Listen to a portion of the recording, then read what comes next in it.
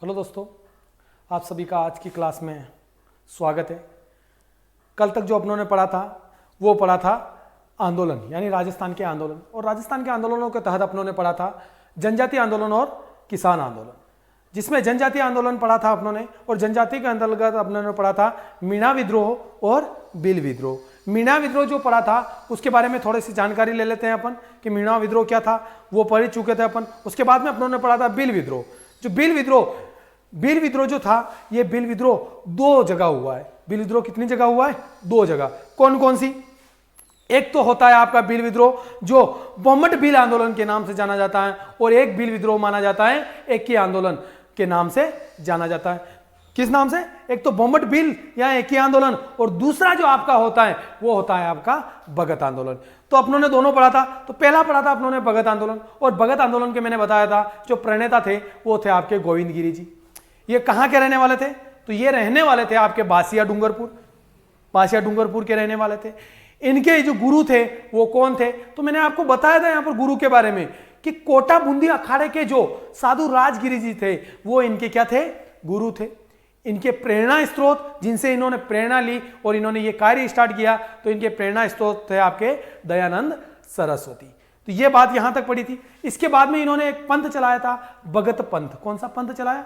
भगत पंथ चलाया।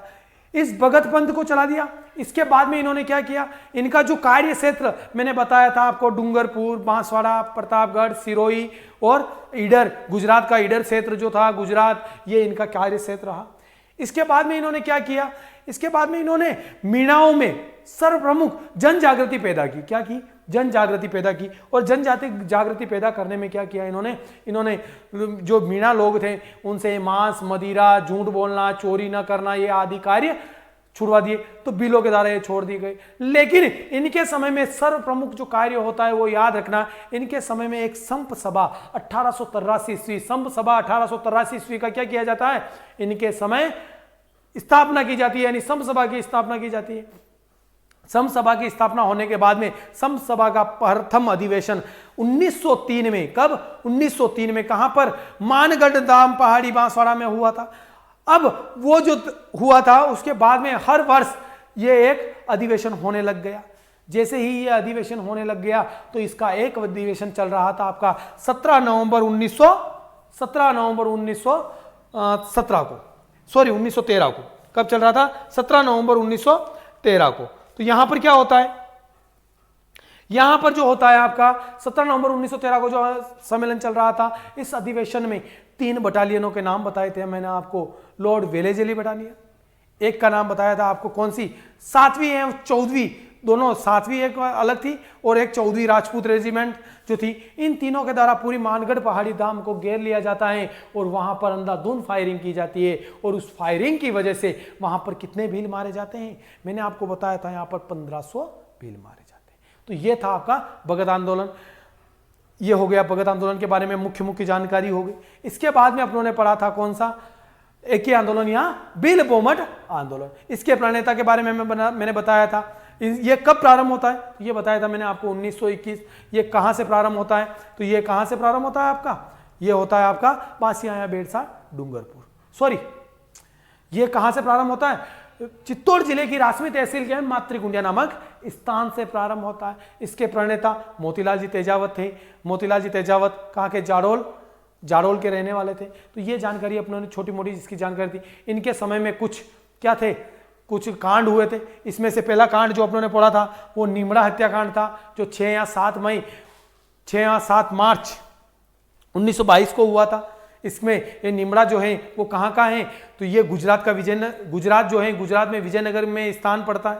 वहां पर कांड हुआ था। यहाँ पर 1200 बिल के लगभग मारे गए थे और यहाँ पर गोलीबारी करने वाला छज्जू सिंह था, और यहाँ पर मोतीलाल तेजावत के भी पैर पर गोली लगी थी। और इसीलिए इसको क्या कहा गया था? राजस्थान का जलियांवाला बाग हत्याकांड की संज्ञा दी गई थी। और मानगढ़ पहाड़ी धाम को क्या कहा गया था? राजस्थान का जलियांवाला बाग हत्याकांड कहा गया था। ये याद रखना। इसके बाद में पढ़ा था अपनों ने पाल छितरिया हत्याकांड। और पाल छितरिया जो गांव है वो कहां पर है? ईडर, गुजरात में स्थित है। और यहां पर कितने लोग मारे गए थे? यहां पर लगभग 20 से 22 लोग मारे गए थे। और इसके बाद में पढ़ा था अपनों ने बालोलिया बुला हत्याकांड। ये जो पाल छितरिया हत्याकांड था ये कब हुआ था? ये हुआ था आपका 7 मार्च 7 अप्रैल 1922 को। और अगला था बालोलिया बुला हत्याकांड, ये कब हुआ? 5 व 6 मई 1922 को, और ये सिरोही जिले में पड़ता है। यहाँ पर कौन, एजीजी का जो आपका एजेंट गवर्नर जनरल जो था, उसका सचिव जो था मेजर प्रिचार्ड, उसके द्वारा यहाँ पर क्या की जाती है? गोलीबारी की जाती है। और इस वजह से कितने बिल मारे जाते हैं? यहाँ पर लगभग 50 से अधिक बिल मारे जाते हैं। इसके बाद में मोतीलाल तेजावत को गिरफ्तार कर लिया जाता है, वो भूमिगत हो जाते हैं। उनको 1936 में इस शर्त पर छोड़ा जाता है कि वो आगे से किसी भी इस प्रकार की गतिविधि में भाग लें। तो यहाँ तक जनजाति पढ़े थे। इसके बाद में आप लोगों ने पढ़ा था किसान आंदोलनों के अंतर्गत बिजोलिया किसान आंदोलन, और बिजोलिया के अंदर मैंने आपको पढ़ाया था बिजोलिया जो जागीर है, बिजोलिया का प्राचीन नाम विजयावल्ली और इसका क्षेत्र का नाम उपरमाल के नाम से जाना जाता था। और इसके जो संस्थापक थे बिजोलिया के, वो अशोक परमार थे, जो महाराणा सांगा के साथ में खानवा युद्ध में उनका सहयोग दिया था, वो थे अशोक परमार हो गए। इसके बाद में जो ये बिजोलिया जागीर थी, ये मेवाड़ रियासत का कौन सी श्रेणी का ठिकाना था? तो प्रथम श्रेणी का ठिकाना आता था। अब ये जो जागीर इनको अशोक परमार को दी थी, वो महाराणा सांगा के द्वारा दी गई थी। तत्कालीन उस समय मेवाड़ के शासक कौन थे? तो फतेह सिंह जी थे। उस समय बिजोलिया जागीर के तत्कालीन जागीरदार कौन थे? तो वो आपके कौन आ जाएंगे? कृष्ण सिंह जी। कृष्ण सिंह जी ने क्या कर रखा था? किसानों पर 84 प्रकार के कर लगा रखे थे। इसके अलावा यहां पर जो नेता था जिसने यह आंदोलन प्रारंभ किया था, तो वो थे आपके साधु सीताराम दास थे। अब इस आंदोलन के दौरान एक घटना होती है, और वो कहां होती है?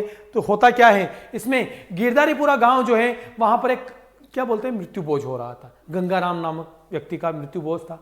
तो वहां पर सारे धाकड़ जाति के किसान एकत्रित होते हैं, और एकत्रित होकर वहां पर क्या करते हैं आपका, वहां पर एकत्रित होकर एक प्रतिनिधि मंडल मेवाड़ भेजते हैं कि जिससे कि अपनी समस्याओं के बारे में जानकारी पहुंच पाए। तो वो वहां पर भेज देते हैं उनको। उनमें से 2 व्यक्तियों को भेजते हैं। एक तो कौन, आपके कौन कौन थे? एक तो नानजी पटेल और एक ठाकरी पटेल। ये दोनों जाते हैं मेवाड़। मेवाड़ महाराणा को अपनी समस्याओं से 6 महीने बाद अवगत करवाते हैं, और जैसे ही अवगत करवाते हैं तो मेवाड़ महाराणा इनकी जांच के लिए एक व्यक्ति को भेजते हैं, हामिद हुसैन। जैसे ही हामिद हुसैन आते हैं, उनको किसानों की सारी समस्याएं क्या पाई जाती है? सही पाई जाती है। लेकिन मेवाड़ महाराणा के द्वारा इनके विरुद्ध कोई कार्य नहीं किया जाता। इधर निराश होकर लौट जाते हैं आपके नानजी पटेल और ठाकरी पटेल। उधर से नाराज हो जाते हैं कौन? कृष्ण सिंह जी। और कृष्ण सिंह जी इन दोनों को क्या कर देते हैं?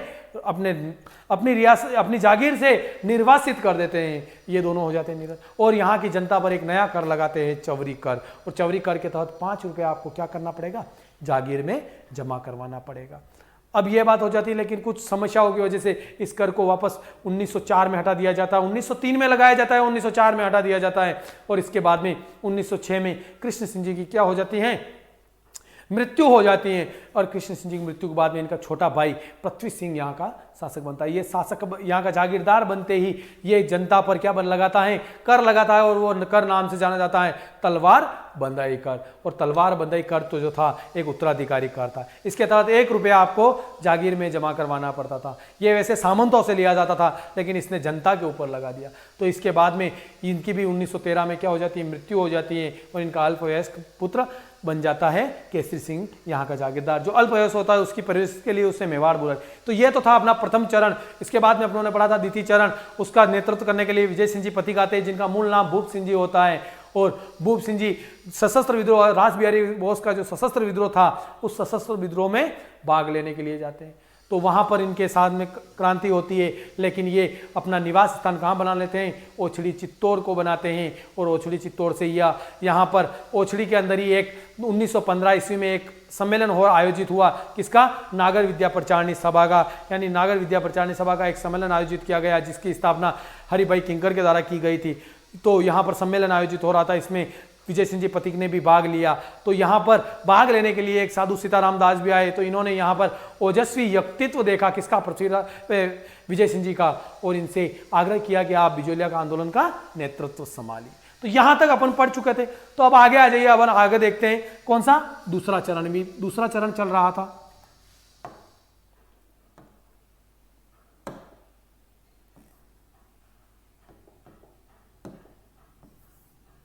दूसरा चरण, दूसरा चरण।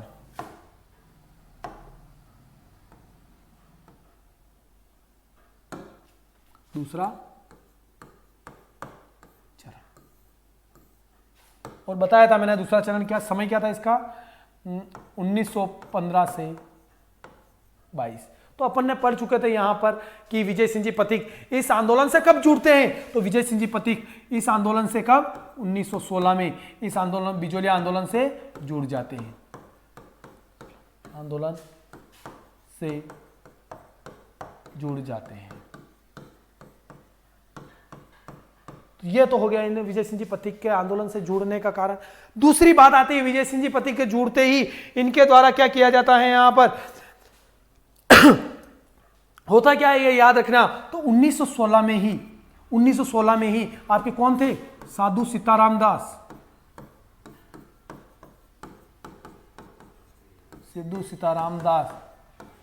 साधु सीताराम दास जो थे, उन साधु सीताराम दास जी के द्वारा क्या किया जाता है यहां पर, साधु सीताराम दास जी के द्वारा एक किसान पंचायत की स्थापना की जाती है। किसकी स्थापना की जाती है यहां पर, किसान पंचायत की, किसान पंचायत की स्थापना की जाती है। लेकिन होता क्या है, ये निरस्त हो जाती है और इसके बाद में 1917 के अंदर इसका वापस क्या किया जाता है, पुनर्गठन। इसका वापस क्या होता है, इसका होता है वापस आपका पुनर्गठन। जैसे ही कब होता है पुनर्गठन, तो इसका पुनर्गठन याद रखना 1917 ईस्वी, 1917 ईस्वी में इसका पुनर्गठन होता है और इसका नाम बदलकर किसान पंचायत का नाम बदलकर क्या रख दिया जाता है, उपरमाल पंच बोर्ड।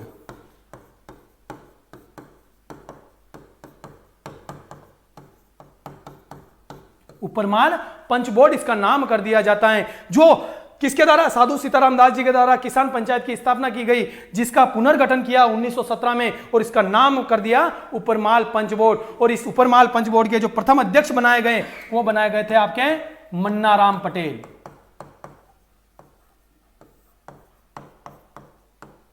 मन्नाराम जी पटेल जो थे, इन मन्नाराम जी पटेल को आपका क्या बनाया गया, इसका अध्यक्ष बनाया गया।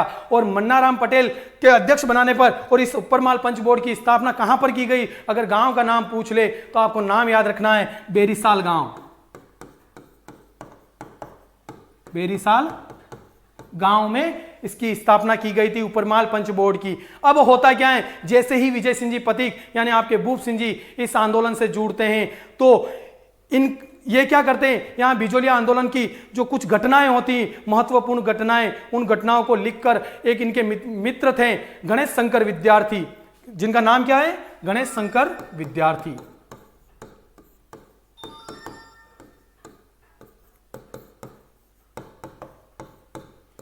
इन गणेश शंकर विद्यार्थी का एक कानपुर, कहां के रहने वाले थे ये, कानपुर,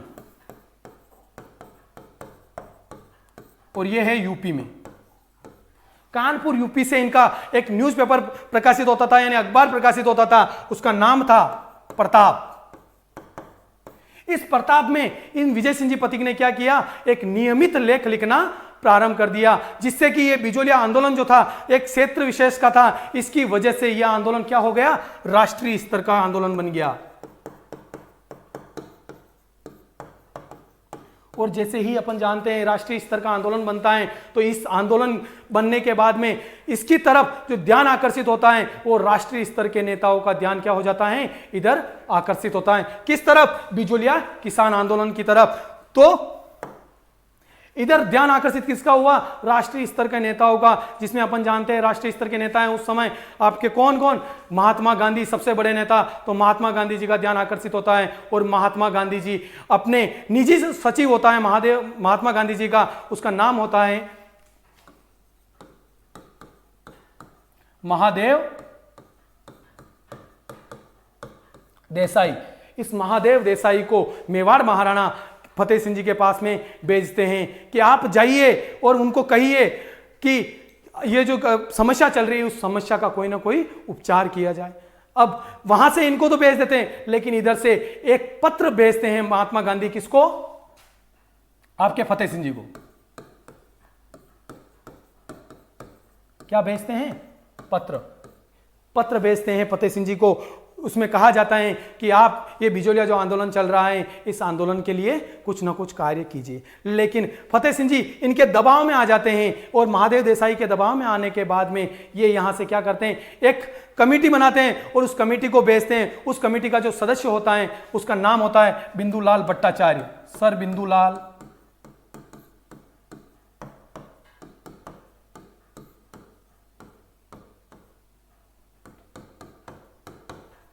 सर बिंदुलाल भट्टाचार्य को कहाँ भेजा जाता है? आपका बिजोलिया में भेजा जाता है कि आप जाइए वहाँ पर और वहाँ पर जो किसानों की समस्या हैं उन समस्याओं का क्या कीजिए, निर्धारण कीजिए। जैसे ही बिंदुलाल भट्टाचार्य यहाँ पर आते हैं, उनसे किसानों से जानकारी लेते हैं कि आपकी क्या क्या समस्याएं, ये सारी समस्याएं बिंदुलाल भट्टाचार्य को जब पता चली तो ये सारी समस्याएं किसानों के हित में थी, यानी किसानों को इसके बारे में पता था। तो किसानों को इस बारे में जैसे ही चला तो बिंदुलाल भट्टाचार्य अपनी रिपोर्ट किसको सौंपते हैं? फतेह सिंह जी को सौंपते हैं। लेकिन फतेह सिंह जी इसके ऊपर भी क्या नहीं लेते हैं, कोई निर्णय नहीं लेते हैं। तो यह आंदोलन आगे चलता रहता है। लेकिन आगे होता क्या है, 1919 में भारत में भारत छोड़ो आंदोलन प्रारंभ होता है। कौन सा?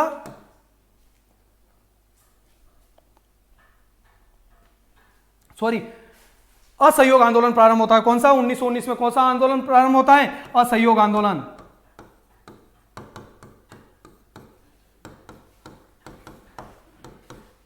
असहयोग आंदोलन प्रारंभ होता है।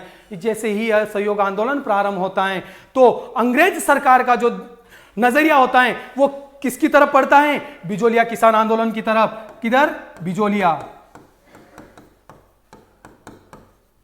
बिजोलिया आंदोलन की तरफ पड़ता है कि यहां पर बिजोलिया में आंदोलन हो रहा है और इधर से भारत में असहयोग आंदोलन 1919 में छिड़ जाता है। क्यों ना ये आंदोलन कहीं आगे चलकर बढ़ नहीं जाए, इसकी वजह से अंग्रेज सरकार डरकर यहां पर इस आंदोलन में क्या करती है, यहां पर एक व्यक्ति को भेजती है, राजपूताना के एजीजी को। किसको? राजपूताना के एजीजी। उस समय राजपूताना के एजीजी थे कौन? Robert Holland.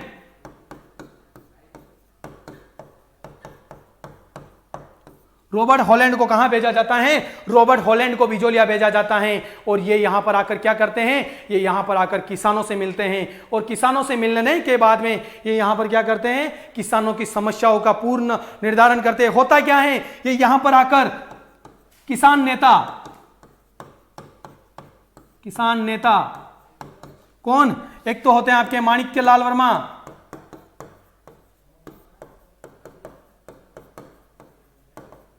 और दूसरे आपके विजय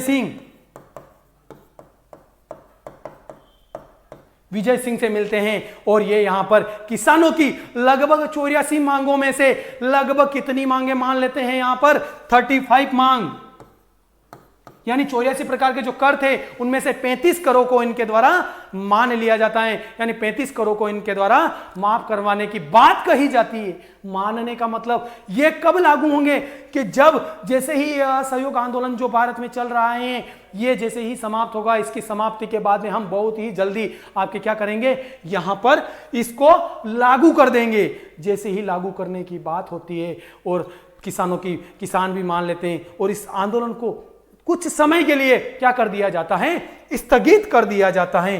तो यह बात थी इस किसान आंदोलन के तहत द्वितीय चरण की, जो द्वितीय चरण में चल रहा था। तो यहां पर कुछ समय के लिए इस आंदोलन को क्या कर दिया जाता है? स्थगित कर दिया जाता है।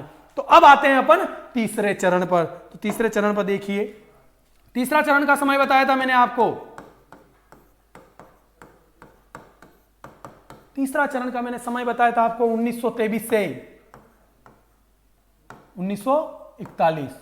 1941 तक। अब होता क्या है, यहां पर जो द्वितीय चरण में रॉबर्ट हॉलैंड के द्वारा जो बात कही जाती है वो बात अमल में नहीं लाई जाती। कुछ समय के लिए बात करेंगे लेकिन उस बात को अमल में नहीं लाई जाती है। तो यहां पर किसानों के साथ में क्या हो जाता है? धोखा। किसानों के साथ क्या होता है? धोखा। किसानों के साथ में हो जाता है धोखा और किसान वापस इस आंदोलन को प्रारंभ कर देते हैं। क्या करते हैं?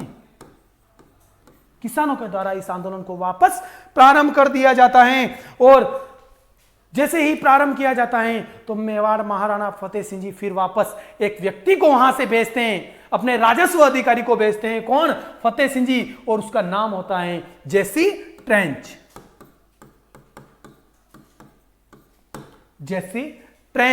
जेसी ट्रेंच को कहां भेजा जाता है? बिजोलिया भेजा जाता है कि आप जाइए और बिजोलिया का नए सिरे से क्या कीजिए? कर निर्धारण कीजिए। जेसी ट्रेंच बिजोलिया आते हैं। ये जनता से मिलते हैं और यहां की समस्याओं का निदान करते हैं। लेकिन जैसे ट्रेंच करता क्या है, यहां पर जो उपजाऊ जो जमीन होती है, इस उपजाऊ जमीन पे तो कर क्या कर देता है, कर को कम करता है। लेकिन अनउपजाऊ जमीन,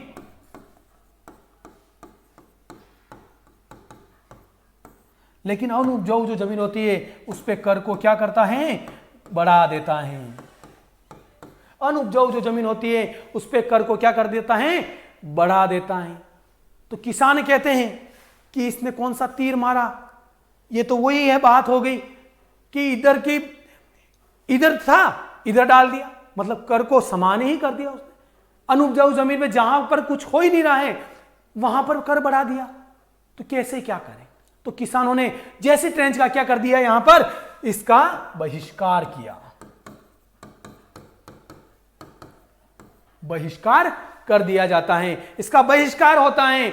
और इधर से जैसे जैसे आगे बढ़ता है यह आंदोलन और आगे बढ़ता है, तो आगे चलकर मेवाड़ महाराणा बन जाते हैं। आपके भोपाल सिंह जी जो होते हैं, वो भोपाल सिंह जी इनके प्रधानमंत्री होते हैं। कौन? भोपाल सिंह जी के प्रधानमंत्री। भोपाल सिंह जी के प्रधानमंत्री कौन होते हैं, तो यहां पर याद रखना आपका टी राघवाचार्य।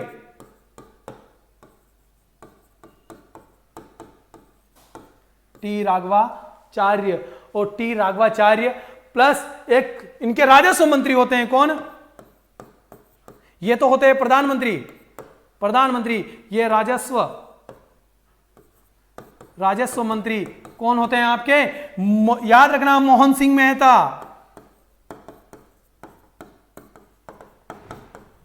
मोहन सिंह मेहता, इनको दोनों को कहां भेजते हैं, बिजोलिया भेजते हैं। ये जनता से जाकर मिलते हैं और बिजोलिया के किसानों की समस्याओं का यहां पर जाकर क्या किया जाता है, समाधान किया जाता है। उनकी जो समस्याएं थी उनको मान लिया जाता है और इसी प्रकार से यह आंदोलन क्या करता है, सफलता प्राप्त करता है। तो यह तो हो गई आपकी इस आंदोलन की सफलता। इसी वजह से इस आंदोलन को राजस्थान का सबसे बड़ा, सबसे संगठित और सफल आंदोलन कहा जाता है। क्या कहा जाता है, संगठित,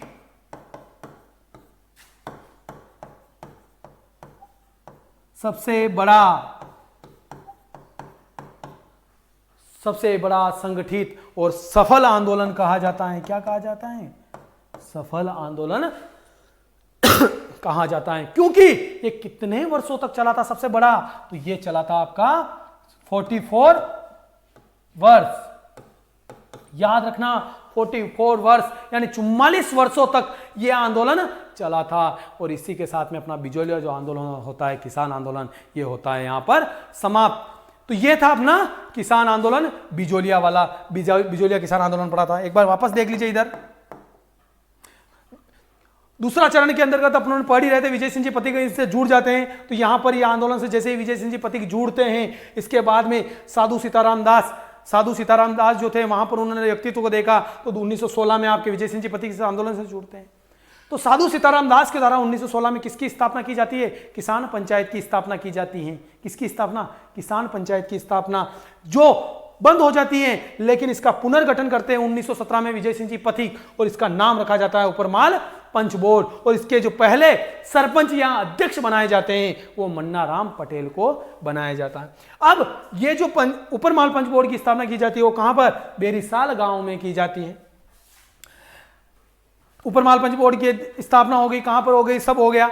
इसके बाद में गणेश शंकर विद्यार्थी इन विजय सिंह जी पथिक के क्या थे, मित्र थे। क्या थे ये, मित्र थे। तो इनके द्वारा एक अखबार चलाया जाता था कानपुर से, प्रताप। इस प्रताप में इन्होंने क्या किया, नियमित लेख लिखना प्रारंभ कर दिया विजय सिंह जी पथिक ने, और इन्होंने यहां से छापना प्रारंभ कर दिया, जिसकी वजह से यह क्षेत्र विशेष का मुद्दा क्या बन गया, राष्ट्रीय स्तर का मुद्दा बन गया। तो इसकी तरफ राष्ट्रीय स्तर के नेताओं का ध्यान आकर्षित हुआ। राष्ट्रीय स्तर के नेताओं का जब ध्यान आकर्षित हुआ तो महात्मा गांधी ने, कौन,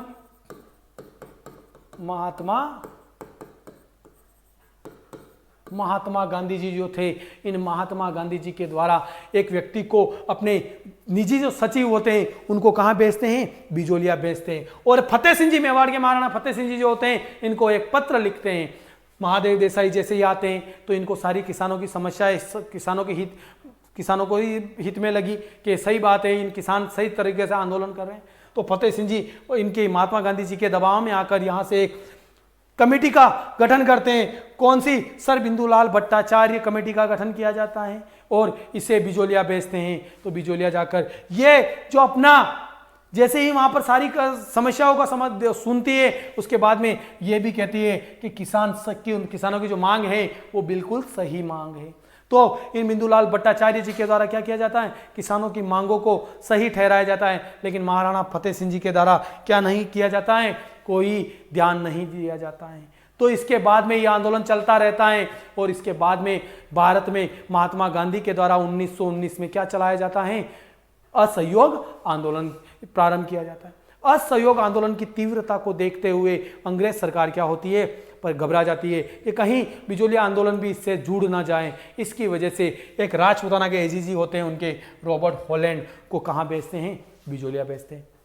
ये यहाँ पर आकर किसान नेता माणिक्यलाल वर्मा और विजय सिंह जी पथिक से आकर मिलते हैं और इन्हें कहते हैं कि हम आपकी समस्याएं, किसानों की जो समस्याएं मांगे हैं, यानी 84 प्रकार के जो कर हैं, उन करों में से कितने कर 35 करों को माफ कर रहे हैं। लेकिन ये लागू कब होंगे, बहुत ही जल्द लागू किए जाएंगे। जैसे ही सहयोग आंदोलन कम बंद होगा उसके बाद में हम लागू कर देंगे। लेकिन यहाँ पर किसान इस आंदोलन को कुछ समय के लिए स्थगित कर देते हैं।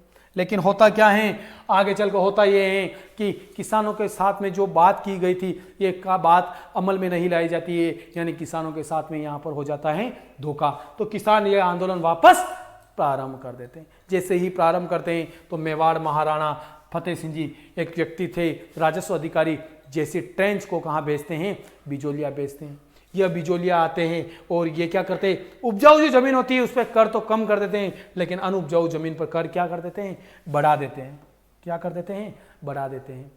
तो जनता जो थी, वो यहाँ के जो किसान थे, वो जैसे ट्रेंच का क्या कर देते हैं, बहिष्कार कर देते हैं। फिर आगे चलकर मेवाड़ महाराणा भूपाल सिंह जी, उनके जो प्रधानमंत्री होते हैं राघवाचार्य और राजस्व मंत्री होते हैं मोहन सिंह मेहता, इन दोनों को कहाँ भेजती है, बिजोलिया भेजती है। ये दोनों यहाँ पर आते हैं और जनता की जो मांगे होती हैं उन मांगों को मान लिया जाता है और इसी प्रकार से यह आंदोलन क्या हो जाता है, अपनी सफलता को प्राप्त करता है। तो यहाँ पर तो हो गया, इनकी सफलता प्राप्त हो गई। इसी वजह से इसे राजस्थान का सबसे बड़ा संगठित, सबसे बड़ा और सफल आंदोलन माना जाता है, जो 44 वर्ष तक यह आंदोलन चला था। तो ये हो गया अपना दोस्तों बिजोलिया किसान आंदोलन। अब आज अगर नया पढ़ेंगे अपन, वो पढ़ेंगे आप बेगू किसान आंदोलन। तो आज की नई हेडिंग डाल दीजिए आप, बेगू किसान आंदोलन। तो नया पढ़ेंगे अपन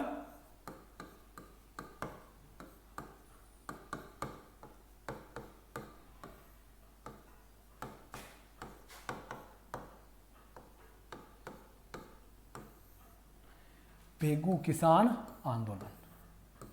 कौन सा आंदोलन है, बेगू किसान आंदोलन। और ये आंदोलन कब प्रारंभ होता है, तो ये प्रारंभ याद रखना 1921 ईस्वी में प्रारंभ होता है। होता क्या है यहाँ पर, बेगू जो था, ये बेगू किस रियासत का हिस्सा था, ये बेगू आपका मेवाड़ रियासत का हिस्सा था। किसका, मेवाड़ रियासत का हिस्सा था। बेगू जो था आपका मेवाड़ रियासत का हिस्सा था। और मेवाड़ के शासक को अपन जानते ही हैं इस समय, कौन थे आपके, मेवाड़ महाराणा फतेह सिंह जी थे। लेकिन होता क्या है, यहाँ के जो जागीरदार थे, कौन, जागीरदार कहाँ के, बेगू के, कौन थे, अनूप सिंह जी।